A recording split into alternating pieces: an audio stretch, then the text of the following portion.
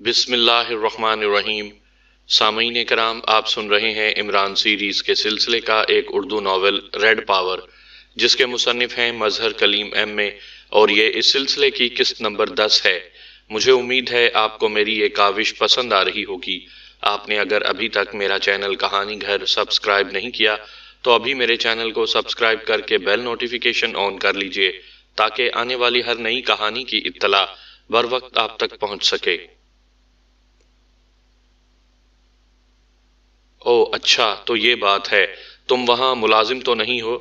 اگر تم ہو تو بتا دو، اس میں تمہارا اور تمہارے مالک دونوں کا فائدہ ہے، کیونکہ کوٹھی کا کرایہ بہت کم ظاہر کیا گیا ہے۔ بزنس مین سے تو یہ کرایہ زیادہ لینا چاہیے، اور زیادہ کرائے پر زیادہ ٹیکس لگ جاتا ہے۔ نعمانی نے بڑے سرسری انداز میں کہا۔ وہ دراصل کولن کو بڑے نفسیاتی انداز میں ڈیل کر رہا تھا۔ ملازم ہی سمجھ لو، تم میری جان چھوڑ دو، مجھے تم نے کس عذاب میں پھنسا رکھا ہے؟ اس بار کولن نے جھنجھلائے ہوئے لہجے میں کہا۔ یار اتنے گھبرا کیوں رہے ہو؟ بس چند سوالات اور اس کے بعد ہمارا سروے ختم۔ لیکن مجھے تمہارا بیان کچھ مشکوک سا لگ رہا ہے۔ میرے خیال میں تمہارے باس ترمزی سے بات کر لی جائے۔ نعمانی نے کہا۔ سنو، تم جو کوئی بھی ہو، مجھ سے سیدھی طرح بات کرو۔ آخر تم کیا چاہتے ہو؟ اب مجھے معلوم ہو گیا ہے کہ تم خواہ خواہ الجھاؤ پیدا کرنے کی کوشش کر رہے ہو۔ کولن کا لہجہ خاصا سخت تھا، شاید اب وہ ذہنی طور پر پوری طرح مستعد ہو چکا تھا۔ یہ بات ہے تو پھر سیدھی بات سن لو۔ باس ترمزی کو تم پر اعتماد نہیں رہا، تمہاری کارکردگی بالکل صفر رہی ہے، جبکہ تمہاری ٹپ پر چند افراد ریڈ پاور لیبارٹری میں گھسنے میں کامیاب ہو گئے تھے۔ گو باس نے ان کا خاتمہ کر دیا، لیکن انہوں نے تمہارا نام بھی بتایا تھا، اس لیے باس نے مجھے بھیجا ہے کہ میں اصل بات معلوم کروں۔ نعمانی نے یک لخت غیر ملکی لہجے میں بات کرتے ہوئے کہا۔ اس بار اس کا لہجہ بے حد تحکمانہ تھا۔ کیا کہہ رہے ہو؟ کون ہو تم؟ کیا تم ریڈ پاور لیبارٹری سے آئے ہو؟ کولن نے بری طرح گھبراتے ہوئے کہا۔ ہاں، میرا نام فرینک ہے اور میں وہاں نمبر 2 ہوں۔ اب بولو، میری رپورٹ پر تمہاری موت زندگی کا انحصار ہے، نعمانی نے کہا۔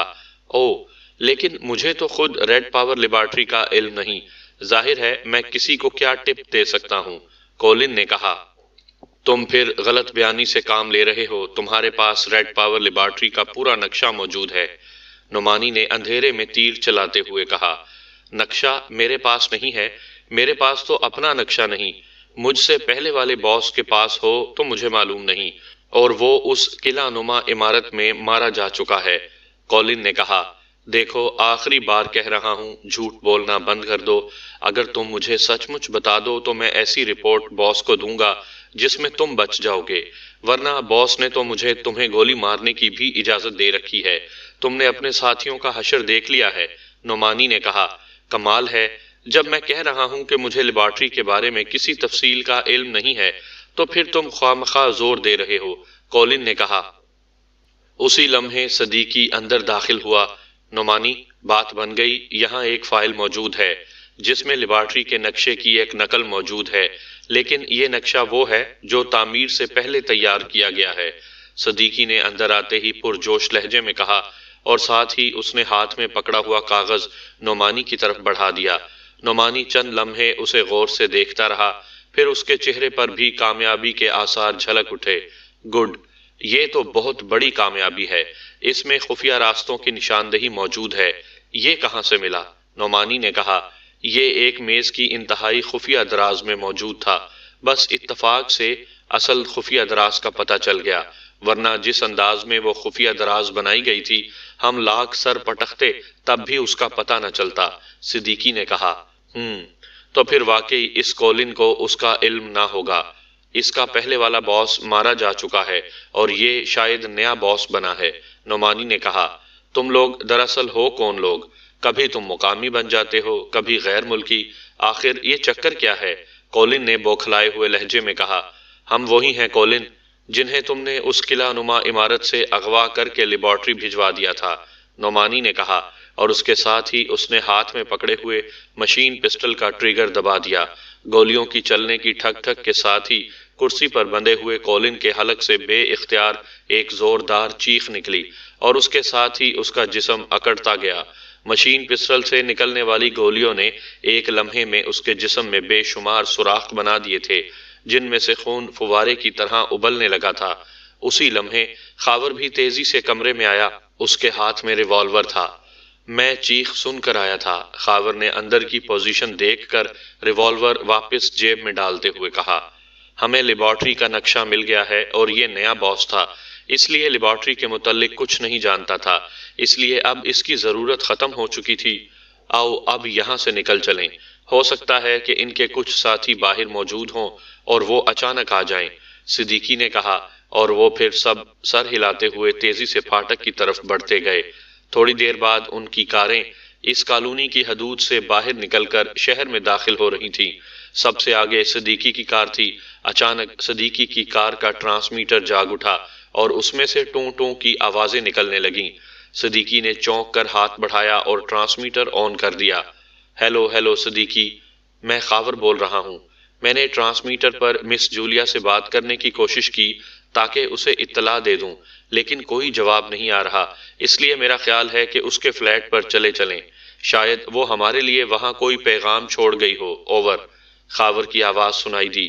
ٹھیک ہے اوور، صدیقی نے کہا، اور دوسری طرف سے خاور کی اوور اینڈ آل کی آواز سنتے ہی اس نے ہاتھ بڑھا کر ٹرانسمیٹر کا بٹن آف کر دیا، اور پھر اگلے چوک سے اس نے کار کا رخ جولیا کی فلیٹ والی سڑک کی طرف موڑ دیا۔ فرینکلن، تم نے اچھی طرح چیکنگ کر لی ہے کہ مال لیبارٹری میں درست حالت میں جا رہا ہے؟ کمرے میں داخل ہوتے ہی میز کے پیچھے بیٹھے ہوئے نوجوان نے انتہائی کرخت لہجے میں کہا، یس باس، میں نے اچھی طرح چیکنگ کر لی ہے۔ کمرے میں داخل ہونے والے لمبے تڑنگے نوجوان نے مودبانہ لہجے میں جواب دیتے ہوئے کہا، لیبارٹری پوائنٹ تک مال کے ساتھ کون جا رہا ہے؟ میز کے پیچھے بیٹھے ہوئے نوجوان نے دوسرا سوال کیا، باس، یہی بات میں کرنے آیا تھا۔ راجر کے گردے میں اچانک شدید درد اٹھا ہے اور اس کی پوزیشن ایسی ہے کہ وہ مال کے ساتھ نہیں جا سکتا، اس لیے اگر اجازت ہو تو میں خود مال کے ساتھ چلا جاؤں، فرینکلن نے مودبانہ لہجے میں کہا۔ لیکن پہلے تو اسے ایسی شکایت کبھی نہیں ہوئی، کہاں ہے وہ؟ باس نے پریشان لہجے میں کہا، انسان کی طبیعت خراب ہوتے دیر تو نہیں لگتی، وہ اپنے کمرے میں ہے، سیڈم اس کی دیکھ بھال کر رہا ہے، فرینکلن نے کہا۔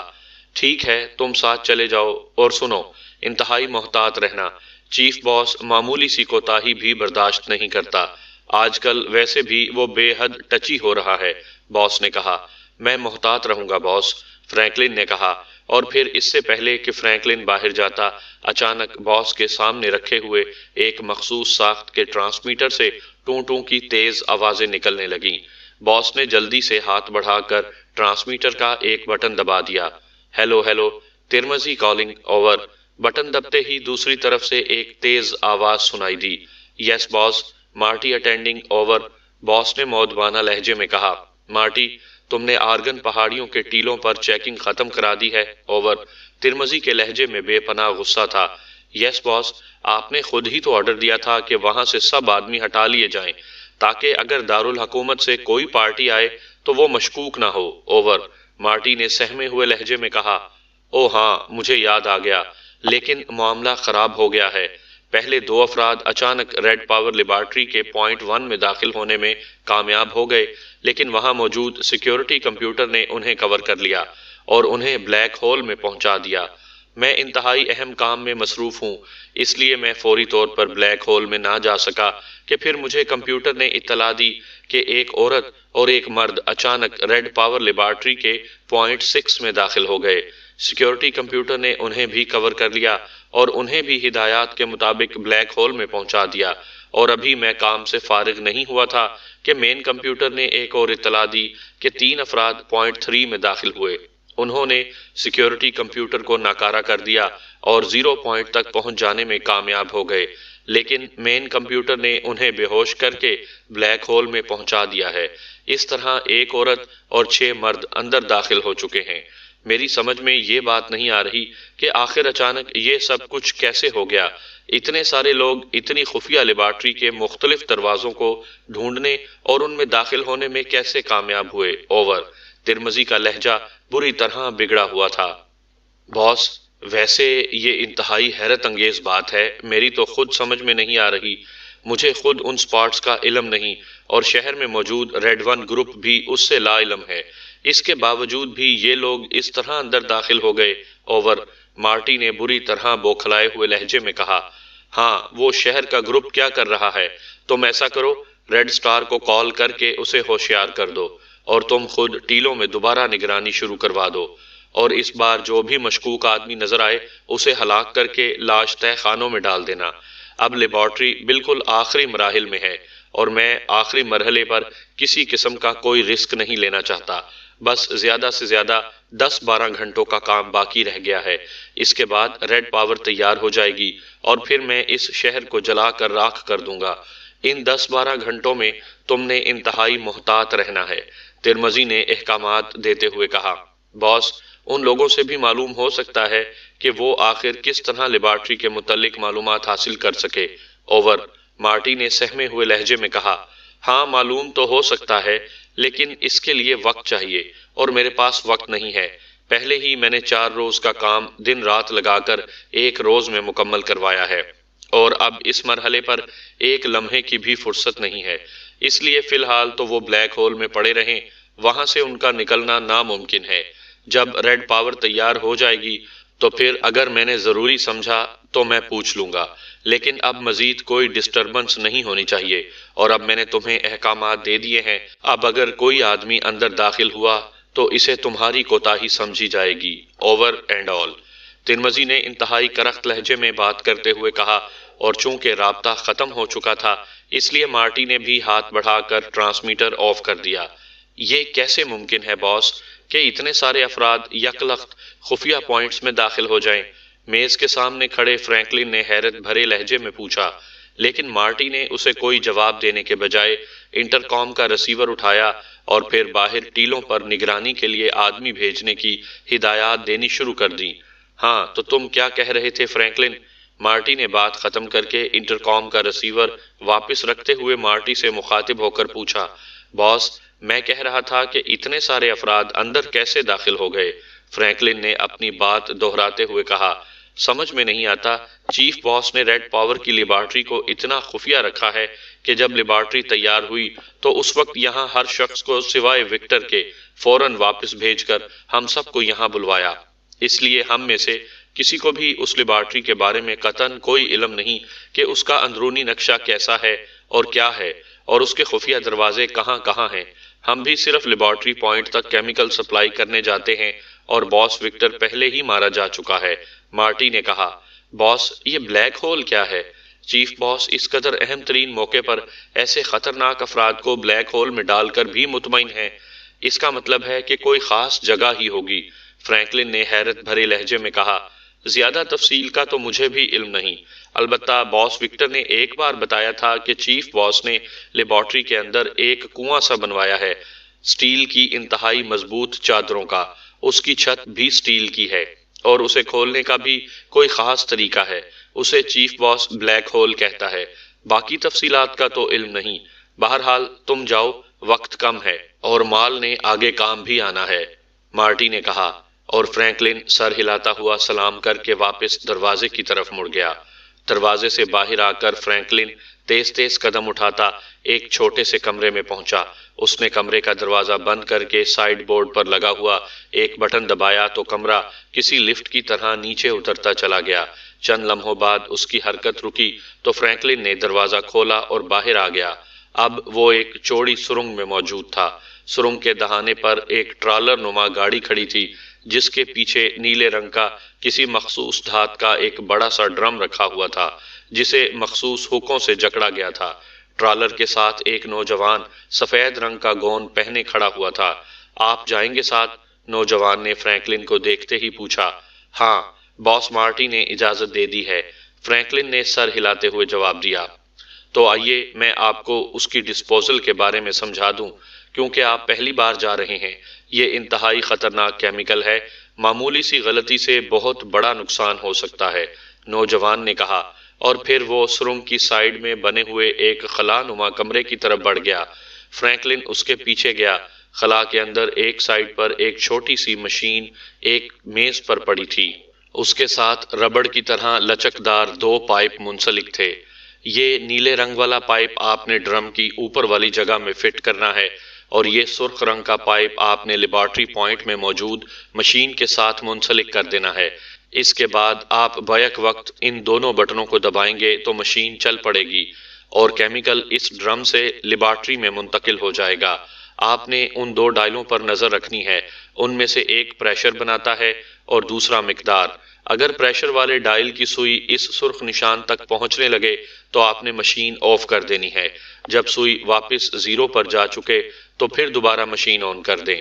بہرحال سوئی اس سرخ نشان تک نہ پہنچے ورنہ ڈرم پھٹ جائے گا، پھر ہر طرف خوفناک تباہی پھیل جائے گی، اور مقدار والی سوئی جب واپس زیرو پر آ جائے تو مشین آف کر کے آپ نے لیبارٹری کے ساتھ منسلک پائپ اتار لینا ہے اور واپس آ جانا ہے۔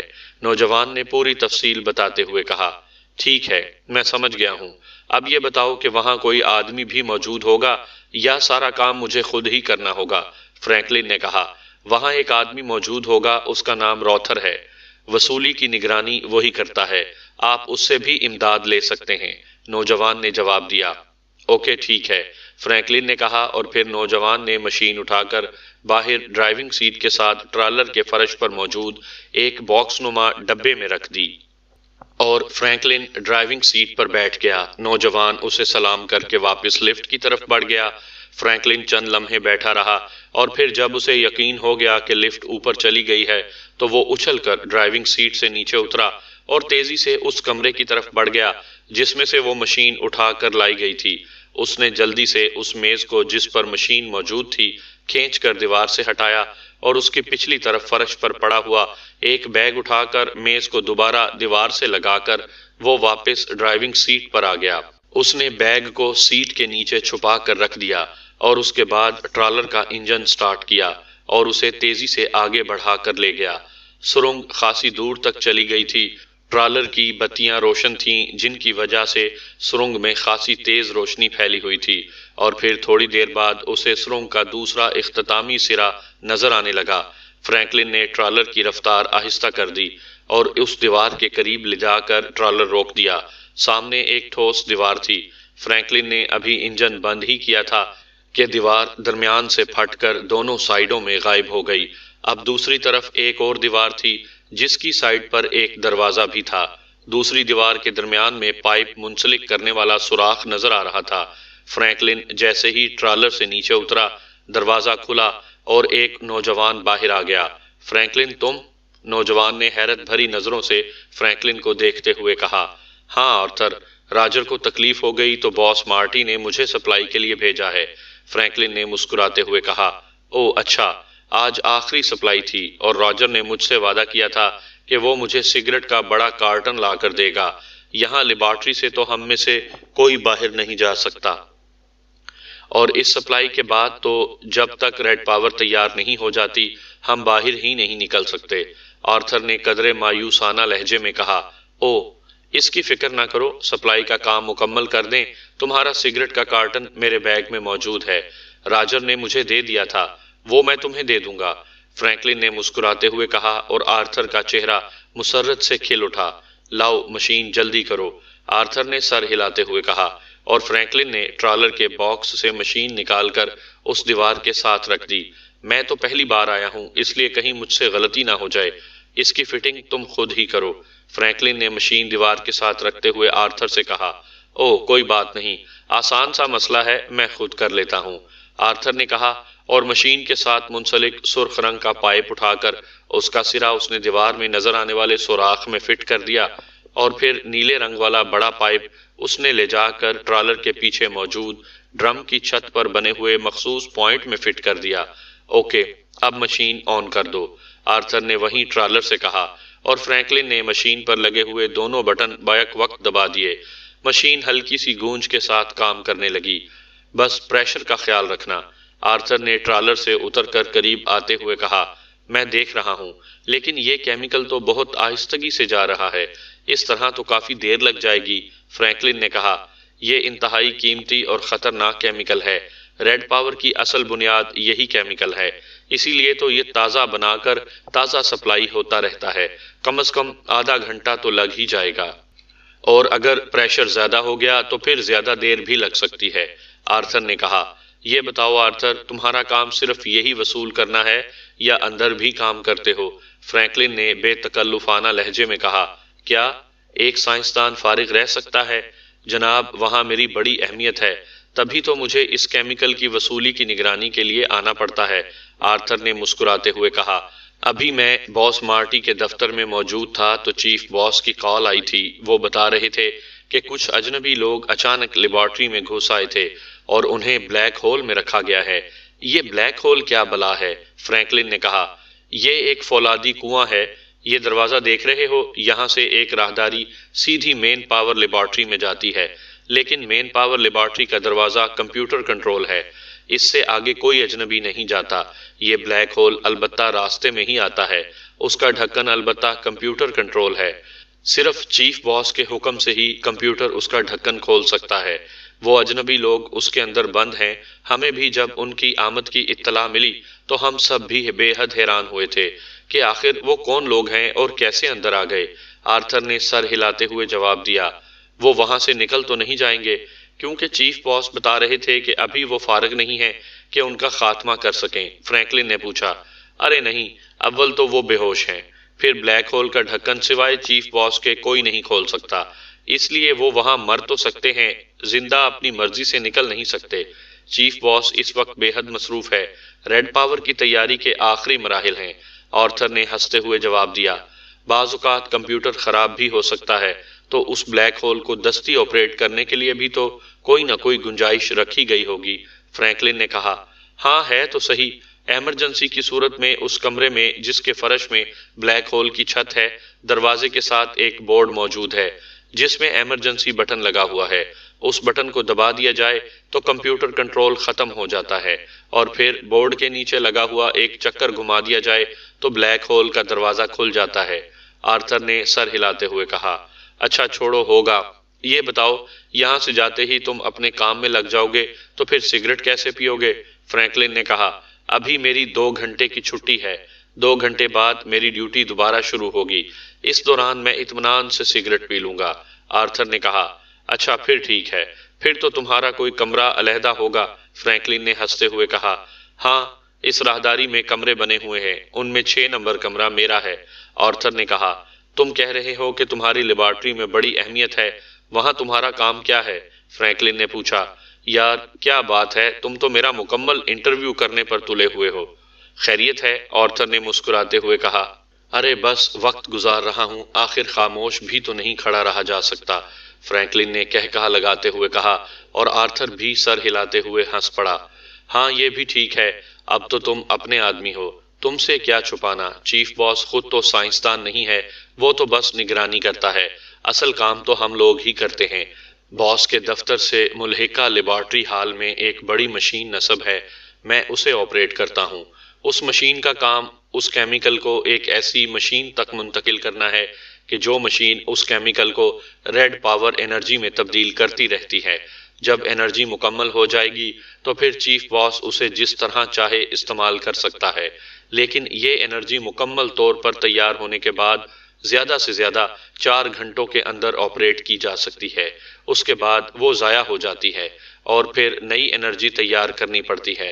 چونکہ اس سپلائی کے بعد اس مشین تک اس کیمیکل کے پہنچنے میں 2 گھنٹے لگ جائیں گے، اس لیے میری 2 گھنٹے چھٹی ہو گئی ہے، آرتھر نے تفصیل بتاتے ہوئے کہا۔ میرے خیال میں کام ختم ہونے والا ہے، مقدار والی سوئی اب 0 کے قریب پہنچ چکی ہے، میں تمہارے سگریٹ لے ہی آؤں؟ فرینکلن نے کہا، ہاں بس سپلائی مکمل ہونے ہی والی ہے۔ آرتھر نے کہا، تم خیال رکھو، میں بیگ لے آؤں؟ فرینکلن نے کہا اور واپس ٹرالر کی طرف مڑ گیا۔ ٹرالر کی ڈرائیونگ سیٹ کی سائیڈ سے وہی بیگ نکالا اور اسے اٹھا کر واپس آیا تو اسی لمحے آرتھر نے مشین آف کی اور پھر پائپ دیواروں سے علیحدہ کرنے میں مصروف ہو گیا۔ فرینکلن نے جلدی سے بیگ کھولا اور دوسرے لمحے جب اس کا ہاتھ باہر آیا تو اس کے ہاتھ میں ریوالور موجود تھا۔ آرتھر اس وقت پائپ علیحدہ کرنے میں مصروف تھا، اس لیے اس کی فرینکلن کی طرف پشت تھی۔ فرینکلن کا ہاتھ بجلی کی سی تیزی سے لہرایا اور دوسرے لمحے نال سے پکڑے ہوئے ریوالور کا بھاری دستہ پوری قوت سے پائپ علیحدہ کر کے مڑتے ہوئے آرتھر کی کھوپڑی پر پڑا۔ آرتھر کے حلق سے چیخ نکلی اور وہ دھڑام سے مشین کی سائیڈ میں فرش پر گرا اور فرینکلن نے جھک کر ایک اور ضرب اس کی کھوپڑی پر لگا دی اور آرتھر کی آنکھیں بند ہو گئیں اور اس کا جسم سیدھا ہوتا گیا۔ یہ سگریٹ تمہیں زیادہ لطف دے رہا ہوگا آرتھر، فرینکلن نے خود کلامی کے انداز میں کہا، اور پھر اس نے ریوالور واپس بیگ میں رکھا اور بیگ کو کاندھے سے لٹکا کر وہ جھکا اور اس نے فرش پر بے ہوش پڑے ہوئے آرتھر کو اٹھا کر کاندھے پر لادا اور تیزی سے اس دروازے کی طرف بڑھ گیا جو دیوار کی سائیڈ میں بنا ہوا تھا۔ ترمزی اپنے مخصوص کمرے میں بیٹھا سامنے رکھی ایک بڑی مشین میں روشن سکرین پر نظریں جمائے ہوئے تھا۔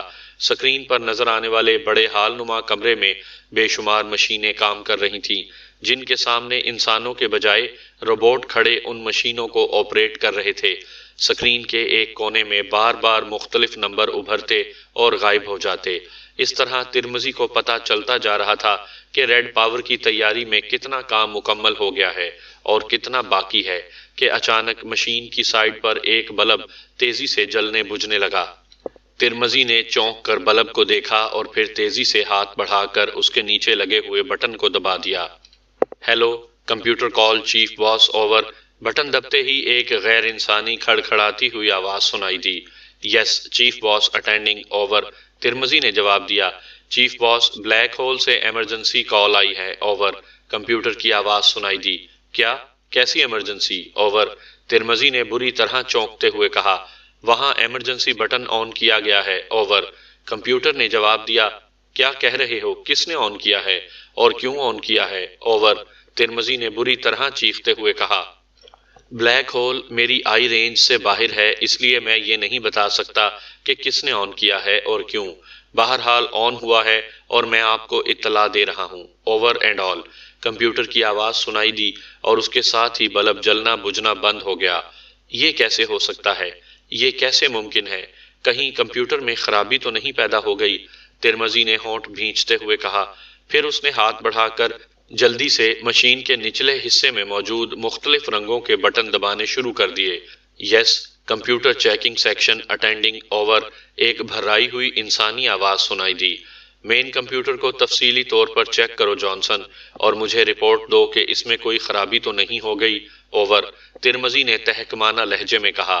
مین کمپیوٹر کے کس سیکشن میں خرابی ہو سکتی ہے باس، تاکہ اسے پہلے چیک کر لیا جائے، کیونکہ سارے کمپیوٹر کی چیکنگ میں تو کافی وقت لگ سکتا ہے اوور، دوسری طرف سے بولنے والے جانسن نے اس بار مؤدبانہ لہجے میں کہا۔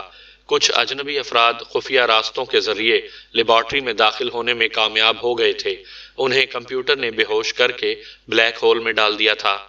چونکہ میں اس نازک ترین وقت میں دفتر سے باہر نہیں جا سکتا، اس لیے میں نے سوچا کہ ریڈ پاور کی تیاری کے بعد انہیں بلیک ہول سے نکال کر ان کے انجام کا فیصلہ کروں گا، لیکن ابھی مین کمپیوٹر نے اطلاع دی ہے کہ بلیک ہول روم میں موجود ایمرجنسی بٹن آن کیا گیا ہے، حالانکہ یہ قطعاً ناممکن ہے۔ یہاں ایسا کوئی آدمی نہیں جو ایسی حرکت کر سکے، اس لیے میرا خیال ہے کہ کمپیوٹر نے غلط اطلاع دی ہے، اس لیے لازماً اس میں کوئی خرابی ہو گئی ہے جس کا فوری طور پر دور ہونا ضروری ہے اوور، ترمزی نے تفصیل بتاتے ہوئے کہا۔ او، پھر تو اس کا مین سیکشن چیک کرنا پڑے گا، اور باس اس چیکنگ کے لیے کم از کم آدھے گھنٹے کے لیے کمپیوٹر کو آف بھی کرنا ہوگا، جانسن نے کہا۔ کوئی بات نہیں، بند کر دو، آدھے گھنٹے میں کوئی داخل نہیں ہو سکتا، ویسے بھی میں نے باہر ٹیلوں پر گارڈ بھجوا دیے ہیں اوور، ترمزی نے کہا۔ ایسا نہیں ہو سکتا باس کہ آپ کسی آدمی کو بھیج کر یہ چیک کروا لیں کہ کیا واقعی بٹن دبایا گیا ہے یا نہیں، جانسن نے ہچکچاتے ہوئے کہا۔ یو نانسنس، کیا تم مجھے احمق سمجھتے ہو؟ جب میں کہہ رہا ہوں کہ ایسا ہونا ناممکن ہے تو پھر تم نے میری بات سے اختلاف کرنے کی جرت کیسے کی اوور، ترمزی کو یک لخت غصہ آ گیا تھا۔ اس کی فطرت ہی ایسی تھی کہ وہ اپنے ماتحتوں کے طرف سے کوئی مشورہ گستاخی سمجھتا تھا۔ آئی ایم سوری باس، ٹھیک ہے باس، میں کمپیوٹر بند کر کے ابھی اسے چیک کراتا ہوں، آدھے گھنٹے بعد رپورٹ دوں گا اوور، جانسن نے بری طرح سہمے ہوئے لہجے میں کہا۔ اسے درست کر کے اطلاع دینا اوور اینڈ آل، ترمزی نے کہا، اور ہاتھ بڑھا کر بٹن آف کر دیے، اور پھر قدرے مطمئن انداز میں دوبارہ سکرین پر نظر آنے والے نمبروں پر نظریں جما دیں۔ اس بار جو نمبر سکرین پر ابھرا اسے دیکھ کر ترمذی کا ستا ہوا چہرہ کھل اٹھا، کیونکہ اس نمبر کا مطلب تھا کہ کام تیزی سے آگے بڑھ رہا ہے اور اب زیادہ سے زیادہ 8 گھنٹوں بعد ریڈ پاور تیار ہو جائے گی۔ وہ اب تصور ہی تصور میں پورے دارالحکومت میں موجود کروڑوں افراد کو ریڈ پاور کا شکار ہو کر راکھ ہوتے دیکھ کر خوش ہو رہا تھا۔ لیڈی ایشلے، تمہاری روح لازماً بے چین ہوگی، فکر مت کرو، تمہاری موت کا انتقام لینے کا وقت اب قریب آ گیا ہے۔ تمہاری ایک جان کے بدلے کروڑوں افراد کو اپنی جانوں کا نذرانہ دینا ہوگا، ترمذی نے خود کلامی کے سے انداز میں بڑبڑاتے ہوئے کہا، اور پھر مشین کی سائیڈ پر پڑا ہوا سگریٹ کیس اٹھا کر اس میں سے سگریٹ نکال کر اسے جلانے میں مصروف ہو گیا۔